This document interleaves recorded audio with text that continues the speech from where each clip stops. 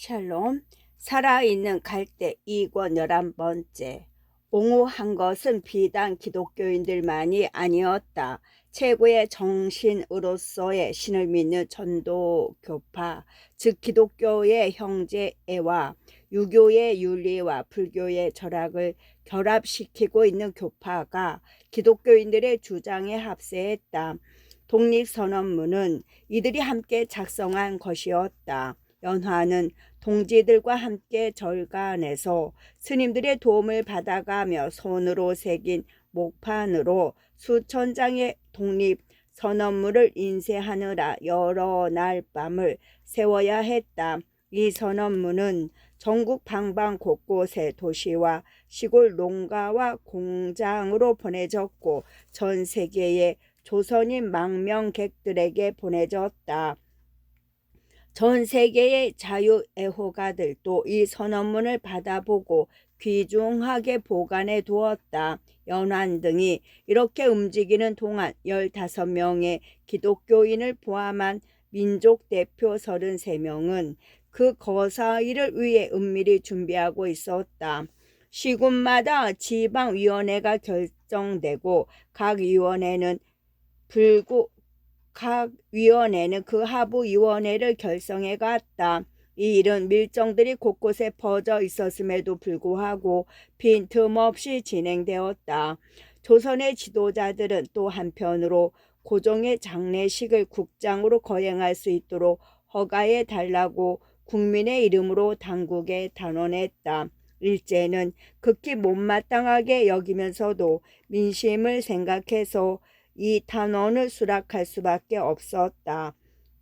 국장 날짜가 3월 1일로 잡혀지자 모든 애국지사들은 이날의 거사를 위해 일로 매진했다. 거사 계획은 전국 각 시군에서 군중들이 집결하여 독립선언문을 낭독한 후 태극기를 흔들고 만세를 부르며 거리를 행진한다는 것이었다.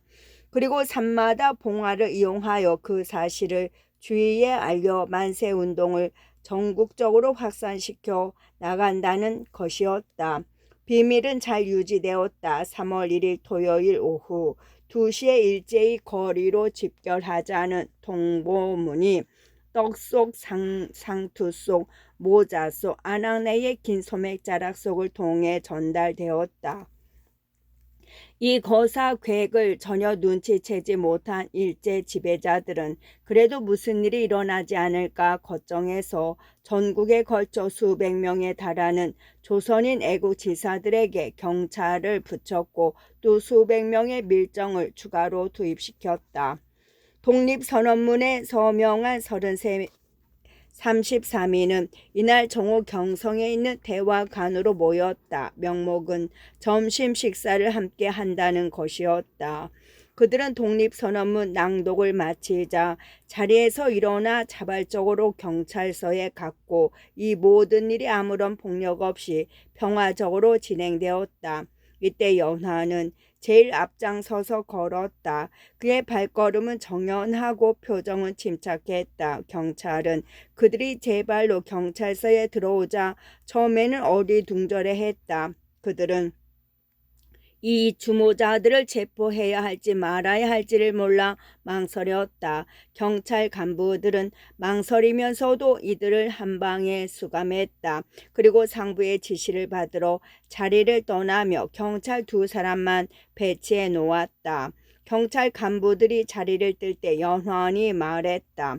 지키는 사람은 필요 없소. 우리는 조금도 도주할 생각이 없으니 말이오. 우리가 여기 온 것은 형무소로 가기 위해서니까.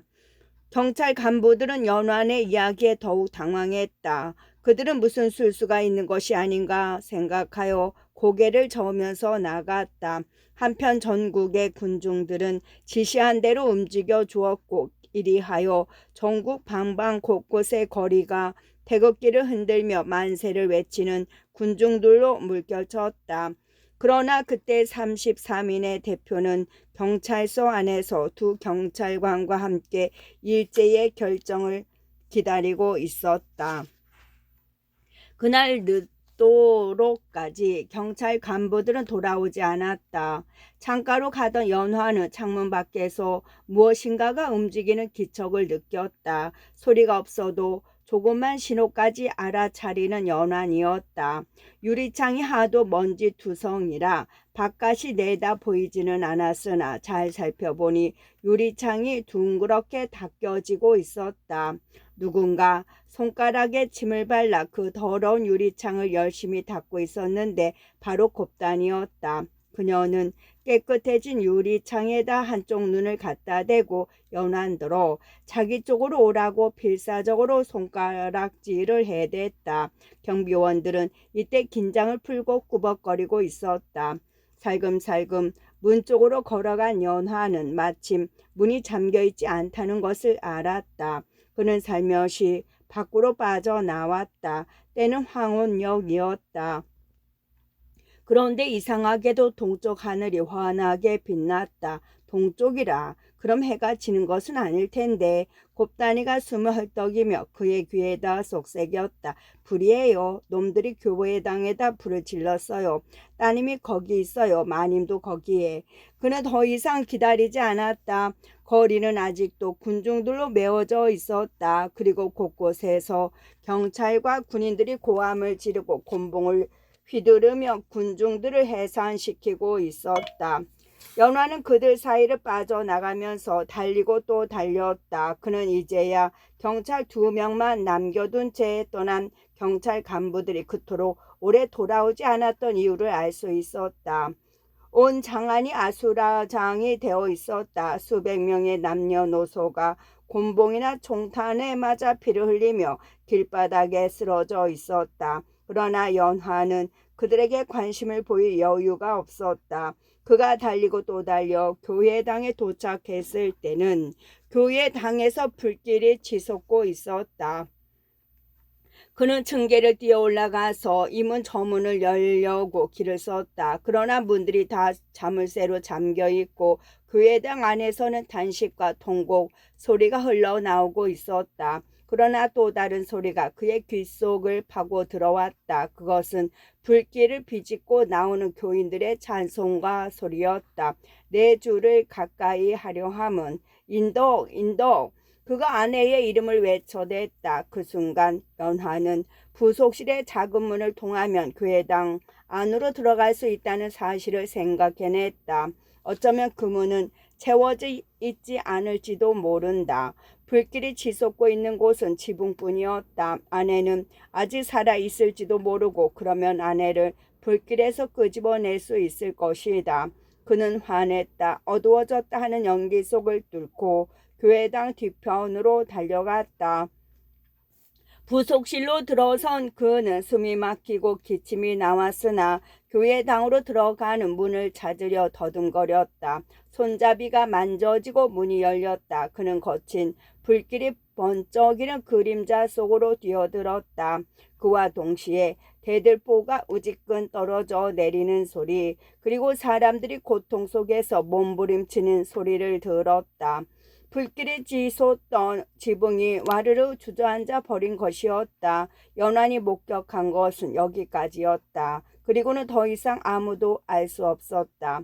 한편 밖에서 기다리던 곱다니는 이 끔찍한 광경에 두 손으로 귀를 막고 눈을 감았다. 그녀는 반길을 달리기 시작했다. 그녀는 조금이라도 더 빨리 가기 위해 마치 마라톤 선수처럼 두 팔을 날개짓하며 잠시도 멈추지 않고 달리고 또 달렸다. 남대문에는 경비병의 모습이 전혀 보이지 않았다. 곱다니는 완전히 방치되어 있는 도성문을 지나 시골길을 달리고 달려 이란의 집에 다다랐다.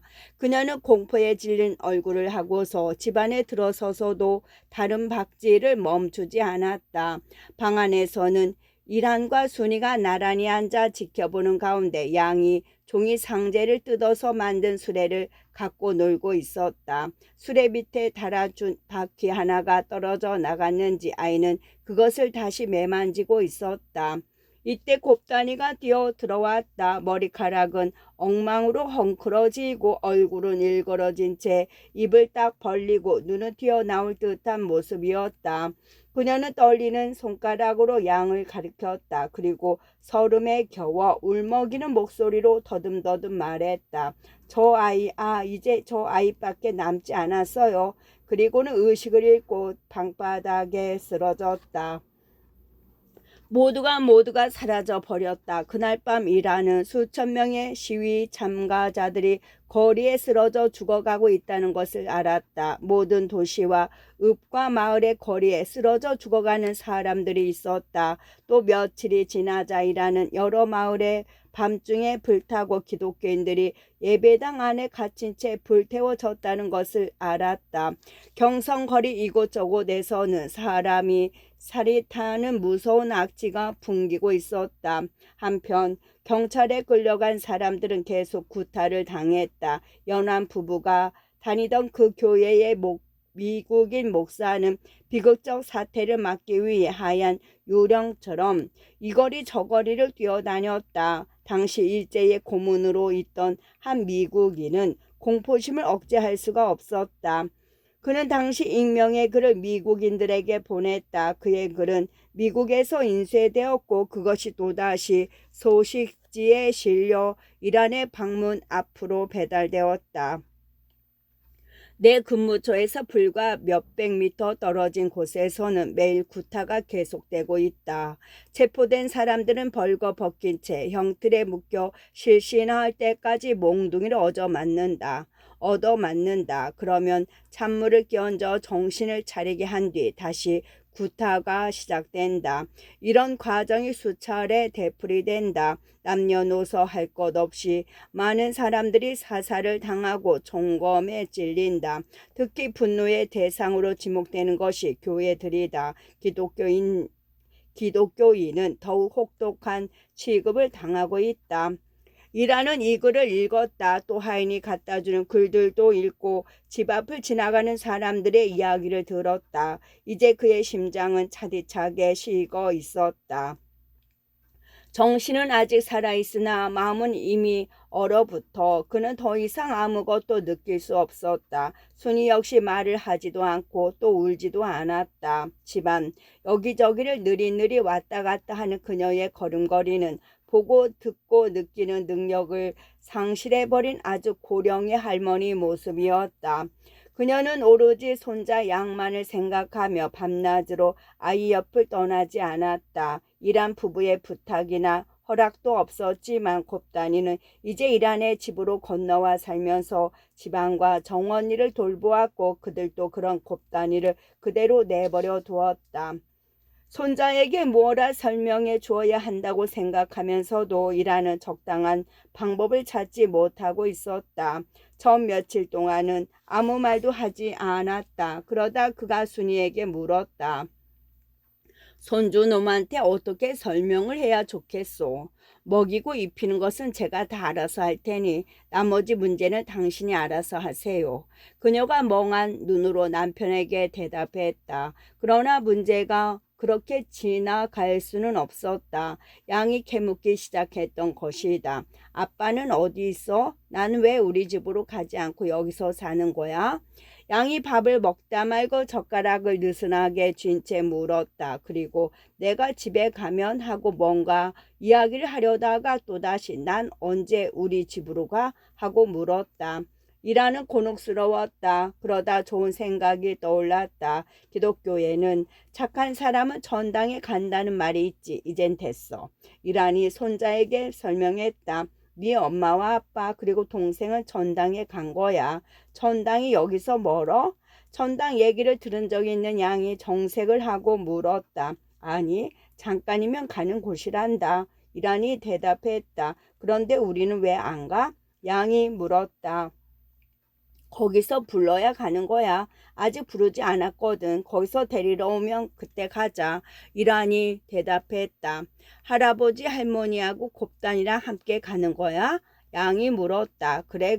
우리 다 같이 가자꾸나. 그는 기독교의 전당 이야기가 모두 거짓이라고 생각했었다. 그러나 생각해 볼수록 점점 더 알쏭달쏭해졌다. 죽음의 지평선 넘어 무엇이 있을지 누가 알겠는가? 이란이 양에게 말했다.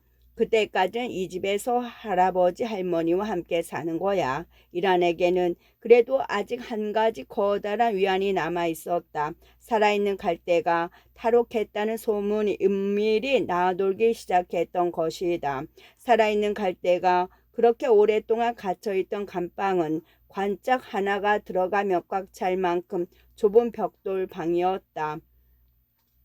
어느 날 간수가 보니 그 감방이 텅 비어 있었다. 텅 비어 있다니 아니지. 아니야. 벽돌 틈새에서 파란 죽순이 돋아나고 있었으니까. 이런 소문이 밤에 어둠을 뚫고 퍼지는 아침 햇살과 같이 사람들 사이에 퍼져나갔다. 그리고 이 소문이 그 어디에서보다도 더 광채를 밟고 있는 곳은 바로 이란의 가슴속이었다. 아직 그에게는 살아있는 아들이 있었던 것이다. 제3부 왜 자꾸 따라다니는 거요? 연춘이 귀찮다는 듯이 물었다. 그는 조그만 고물 인쇄기 위에 몸을 굽혔다. 그것은 오하이 오주에 있는 어느 지방신문사에서 쓰다가 수년 전에 폐기 처분해버린 아주 낡은 인쇄기였다. 그러나 그것마저 없다면 조선의 독립신문은 발간이 불가능할 터였다. 사정이 이러하니 신문이 제때 나오지 못하는 수가 많았다. 그래도 제1차 세계대전 후에 일어난 만세운동이 진압된 아래 연추는 한 주일에 한 번꼴로 신문을 꾸준히 발간하고 있었다. 혁명활동이 지하화된 지금 이것저것 옮겨 다니며 신문을 발간해야 하는 연춘으로서는 인쇄기가 작은 것이 오히려 다행이었다. 미국을 제외하고는 조선인들이 일제에 대해 드러내놓고 항거할 수 있는 곳이 없었던 것이다. 연춘과 그 동지들은 쓰디쓴 실망과 분노 속에서 더욱 결의를 다지고 있었다. 새벽녘에 연환의 집을 떠난 연춘은 중국에 가려던 뜻을 이루지 못했다. 어디서 누가 배신했는지 거리에 나서기가 무섭게 우악스러운 사내들이 그를 덮쳤던 것이다. 그 사내들의 얼굴은 보지 못했지만 그들의 서투른 조선말 솜씨로 보아 일본인들이 틀림없었다. 그들은 연춘이 정신을 잃을 때까지 개머리판으로 마구 쳤다. 그가 정신을 차렸을 때는 또다시 어떤 오래된 감방 아니었다. 그는 자기가 어떻게 여전히 살아있는지, 그들이 왜 자기를 죽이지 않았는지 알 수 없었다. 하루에 한 번 간수가 한 사발의 조밥과 한 바가지의 물을 가져다 줄 때를 제외하고는 사람의 그림자도 얼씬거리지 않는 감방이었다. 간수의 경우도 식사 때 철문 구멍으로 빠끔히 들이미는 손밖에 볼 수 없었다. 몸의 회복이 더디어서 연춘이 다시 삶을 생각하고 또 탈출을 생각할 수 있게 된 것은 한참이 지나고 나서였다. 그러나 전국적인 만세운동이 없었으면 탈출이 끝내 불가능했을지도 모른다. 또한 음식을 갖다 주던 간수가 어느 날 조용히 쇠줄을 밀어 넣어주지 않았더라면 탈출이 불가능했을 것이다. 아, 그 쇠줄. 간수는 필시 조선인 조국의 등을 돌리고 있다가 무슨 연유에서인지 양심을 되찾은 조선인이 분명했다. 간수가 건네주는 쇠줄을 말없이 받아놓은 연춘은 이제 그 험한 음식을 열심히 먹으며 원기를 되찾아갔다. 그는 생각할 시간이 필요했다. 이 쇠줄이 혹시 그의 탈출을 유도하려는 속임수는 아닐까? 바로 창밖에 살인자들이 기다리고 있지 않을까? 그렇게 망설이고 있는데 먼 바다의 파도 소리와도 같은 함성이 들려왔다. 연춘의 망설임은 이것으로 끝났다. 그는 어떻게든 이 기회를 이용해 탈출하지 않으면 안 된다고 결심했다. 연춘은 햇빛과 공기가 들어오도록 벽에 내놓은 창문의 쇠 창살을 하루 종일 쇠줄로 잘라냈다. 창문이 너무 작아 사람의 몽둥이 빠져나갈 수 있을 것 같지 않았으나 마를 대로 말라 피골이 상접해 있으니 하고 그는 혼자 쓴 웃음을 지었다. 날이 어두워지자 그는 마침내 어깨와 엉덩이를 긁히면서 철창을 빠져나왔다. 그는 즉시 수많은 군중 사이에 끼어 있다가 도성 밖에 있는 허물어져가는 절간에 몸을 숨겼다. 그는 여기서 이가 다 빠진 늙은 스님들의 정성어린 보호를 받으며 그 작은 신문을 발견했다. 베푸는 이 절에서 스님으로 가장하고 있던 한 젊은 활동가가 도와주었다. 그는 낮에는 자고 밤이면 나가 경성 내외에 그 소식지를 배포했다. 다른 스님들은 연춘에 연락군 노릇을 하면서 정보를 수집해왔다. 그날도 해가 거의 저물어 갈 무렵 연춘은 일을 마치기 위해 서두르고 있었다. 그는 지금 조선의 애국지사들을 향해 국제연맹을 주창하는 우대 윌슨에게 의지해서는 안 된다고 경고하고 있었다. 한 나라도 믿을 수 없는 판국에 어떻게 20개의 나라를 믿을 수 있단 말인가. 그가 막 이 대목을 조판하는데 한 젊은 처녀가 문 앞에 나타났다. 그가 이 처녀를 처음 만난 것은 어느 비밀 모임에서였다. 그녀는 그때 저고리에 남자 바지를 입고 있었는데 날씬하면서도 탄탄한 몸매였다. 고분고분하고 말수가 적은 그녀는 연춘이 어디에 있든 나타나 끈덕지게 도움을 주려 했다. 연초는 그녀가 자신이 시키는 대로 민첩하게 움직일 때를 빼고는 그녀의 존재조차 의식하지 못했다. 그런 그녀가 지금 바지가 아니라 남빛 치마를 입고 온 것이다. 연춘이 고개를 들어 그녀를 바라보았음에도 그녀는 그냥 문간에 서서 아무 말도 하지 않았다. 연춘은 자신이 던진 질문에 그녀가 아직 아무런 대답도 하지 않았음을 생각했다. 그는 상반신을 일으키며 엉켜내린 머리를 뒤로 넘겼다. 그의 이마에는 검은 잉크가 얼룩져 있었다. 무슨 일이요? 그가 짜증스러운 듯이 다시 물었다. 그녀가 안으로 들어와 팔짱을 끼고 벽에 기대서며 말했다. 도와줄 사람이 필요하다면서요. 당신은 안 돼요. 여자는 곤란해요. 남자는 되고 여자는 안 되다니요. 지금 이런 상황에서 남녀를 구별해야 하나요? 차관 당신은 곤란하오. 여자로 태어난 걸 전들 어쩌란 말이에요. 아무튼 날 쫓아다니지 마시오. 이 말에 그녀는 검고 커다란 눈을 동그랗게 떴다. 그리고 잘라 말했다. 당신은 제가 선택한 사람인걸요. 선택받고 싶지 않소. 나는 할 일이 많은 사람이요. 에이, 부려먹을. 그는 이야기를 하면서도 일을 계속했는데 갑자기 인쇄기가 멈추면서 검은 잉크가 종이 위에 줄줄 흘렀다. 그는 종이를 찢어 바닥에 내동댕이 치면서 활판을 다시 바로 잡았다. 그녀가 말했다. 저도 조판을 할 줄 알아요. 연초는 그녀의 말에 아랑곳하지 않고 일에 열중했다. 마음도 바빴다. 이제 그는 먼 앞날을 생각하며 움직이지 않을 수 없었다. 혁명이 다시 실패해서는 안 되었다. 쓸데없는 일에 시간을 낭비해서도 안 되었다. 연춘과 그의 동지들은 각국의 혁명가들과 합세해야 했다. 여기 조선에서 단독으로 침략자들에 대항해서 이길 수 있다고 생각했던 것은 오산이었고 그렇게 해서는 이길 수 없다는 것을 이제 확실히 깨달았다. 혁명은 전 세계 적이지 않으면 안 되는 것이었다. 가장 시급한 곳이 어디든 간에 민족 하나하나가 해방될 때까지 모두가 일제히 공격을 하지 않으면 안 되었다. 세력이 분열되면 이 혁명은 더 힘이 센 적에게 항상 분쇄될 것이었다. 조선에서는 이제 거사 자체가 힘들었다.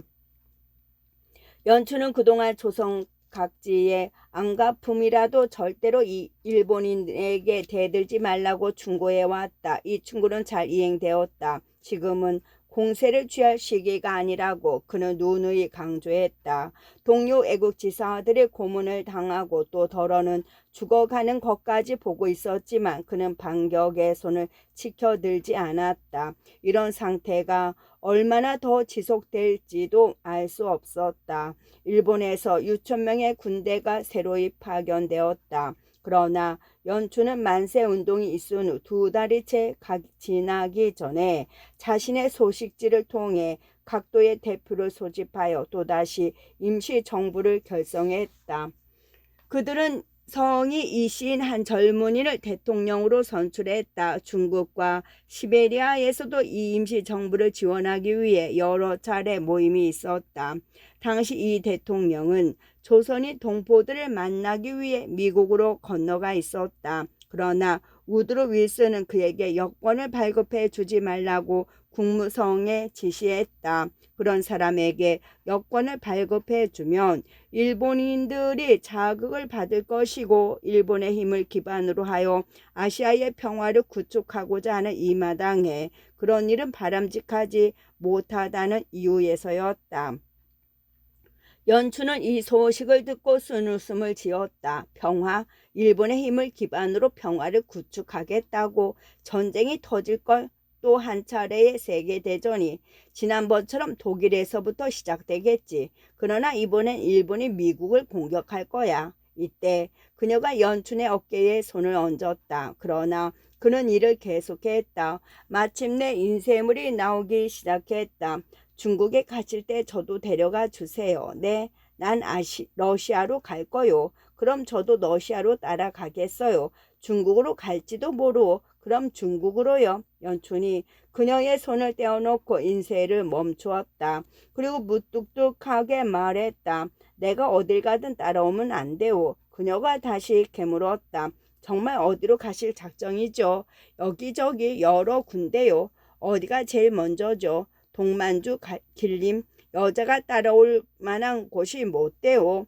그녀도 길림이란 곳을 잘 알고 있었다. 10여 년 전 조선의 군대가 일제에 의해 해산되었을 때 수천 명이나 길림으로 갔었다. 그들은 거기서 군관 학교를 세워 유격대를 양성했다. 그 후 그들은 한 명 또는 몇 명씩 조선으로 돌아와서 산악지대와 도시의 뒷골목에서 일제와 싸웠다. 만주로 건너간 것은 군인들만이 아니었다. 농민도 100만 명 이상이 만주로 건너가서 그 군인들을 도왔다. 또 만주 왕조가 멸망했을 때 중국으로 들어간 사람들도 있었다. 연춘은 세계 모든 나라의 조선인 망명객이 적어도 몇 사람은 있을 것이라고 생각했다. 그녀가 말했다. 당신이 남자이든 나는 여자예요. 연춘은 이 말을 무시했다. 그녀는 늘 이렇게 자기는 여자이고 그는 남자라는 것을 강조했다. 길림에서부터는 남종국까지 걸어서 갈 작정이요. 남종국은 지금 혁명의 중심지가 되고 있어. 저도 걸을 수 있어요. 그녀가 고집스럽게 말했다. 민중을 훈련시키는 새로운 방법을 배우기 위해 러시아로 갈는지도 모르. 어머, 잘 됐네요. 러시아 가기가 소원이었는데 그는 기가 막혀서 소리를 질렀다. 한여, 내가 절대로 결혼하지 않기로 맹세했다는 걸 당신도 잘 알지 않소. 난 여자와 결혼 생활을 할 그런 여유가 없소. 제가 언제 결혼하자고 했나요? 그렇다면 당신은 사랑을 말하는 모양인데 그런 사랑이야 늘 싸움과 미움으로 끝나고 말지. 나에겐 여자들을 위해 쓸 시간이 없소. 전 단지 한 여자예요. 그녀가 고집스럽게 대꾸했다. 제발 좀 그만하시오. 난 애정 문제 같은 것 때문에 마음이 약해지거나 시간을 뺏길 수 없단 말이오. 연춘이 버럭 소리를 질렀다. 당신도 남자예요. 그렇소. 나도 남자요. 하지만 동물은 아니오. 그는 한여를 노려보고 말을 이었다. 당신은 대체 어떻게 된 여자에게 남자를 꺾으려 드는 거요? 그래도 연춘은 쏘아보며 대들었다. 저는 요즘 당신네 남자들이 만들어낸 그런 여자예요. 우리 여자들도 독립투쟁에 나서야 한다고 그러지들 않으셨나요? 우리 여자들도 나약하게 애나 보면서 집안에서 편안히 살아서는 안 된다고 그러지들 않으셨나요? 그러나 저는 여전히 여자예요. 그게 나를 쫓아다니는 이유요.